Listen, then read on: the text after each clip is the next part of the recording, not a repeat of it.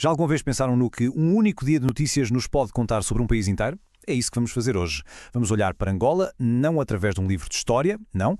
Vamos ver o que as manchetes de um só dia nos dizem. Que retrato é que elas pintam? Vamos descobrir. E para esta análise vamos usar uma lente muito específica, o jornal independente angolano Folha 8. E reparem bem no lema, mais do que um jornal, a liberdade. Isto diz logo tudo, não é? Define o tom. É uma promessa de um olhar crítico, sem filtros, e é exatamente esse olhar que vamos seguir. Então, a nossa pergunta é simples. Se pegarmos nas notícias de um único dia, 20 de outubro de 2025, que imagem de Angola é que conseguimos construir? É como montar um puzzle. Vamos juntar as peças, uma a uma, e ver o que aparece.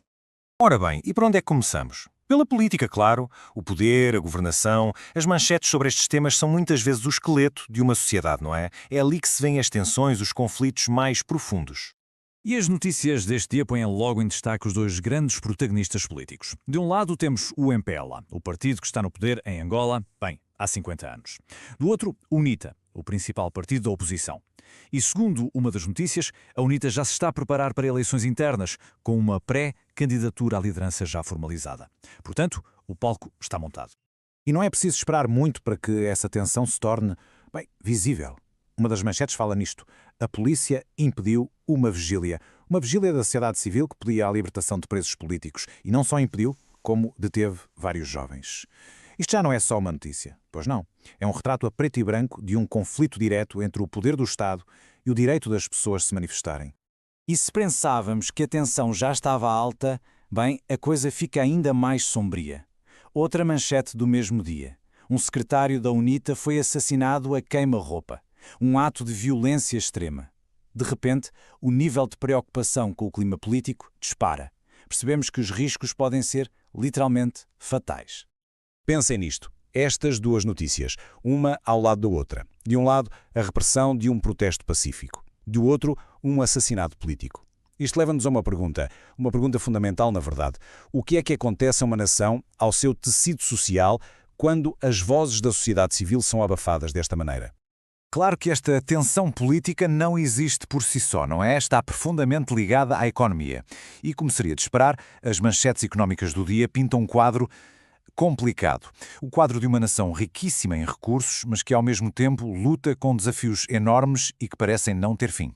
E olhem para esta manchete do Folha 8. É incrivelmente poderosa. Diz assim: em vez de riqueza, o MPLA só produziu os seus ricos.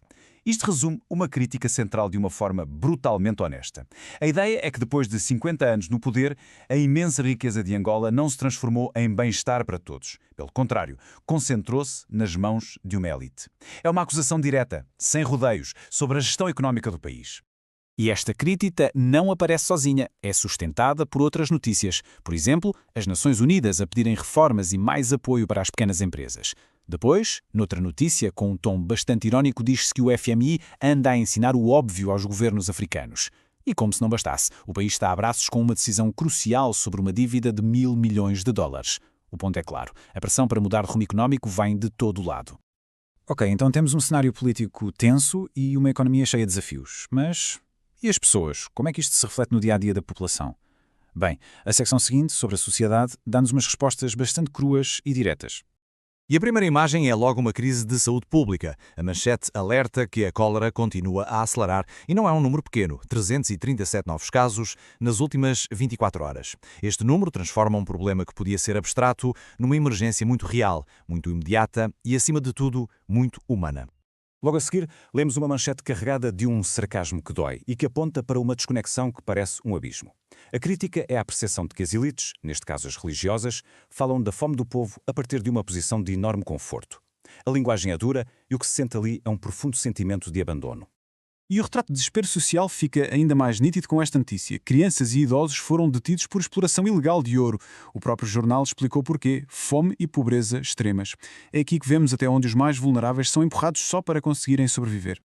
E depois, no meio de notícias sobre cólera, fome, crianças a trabalhar em minas, surge um contraste que é quase surreal. Uma manchete irónica sobre os atrasos intermináveis num megaprojeto, o novo aeroporto de Luanda. A simples justaposição destas notícias levanta questões muito sérias, não é? Sobre quais são, afinal, as prioridades nacionais. Então vamos juntar as peças todas. A política, a economia, a sociedade. O que é que vemos? O que vemos é o retrato de uma nação numa encruzilhada. Uma nação que se debate com o legado de 50 anos de história e que enfrenta um presente cheio de desafios que estão todos, de alguma forma, ligados entre si. No fundo, o retrato que um só dia de notícias nos dá é este. Temos um poder político entrincheirado que enfrenta uma resistência cada vez maior. Temos uma disparidade económica brutal que alimenta crises de saúde e dificuldades sociais que atingem sempre os mais vulneráveis.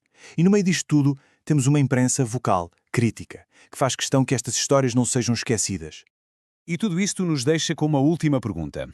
Para um país com uma riqueza natural imensa, mas com problemas tão profundos, tão enraizados, a grande questão não é apenas qual vai ser a manchete da amanhã.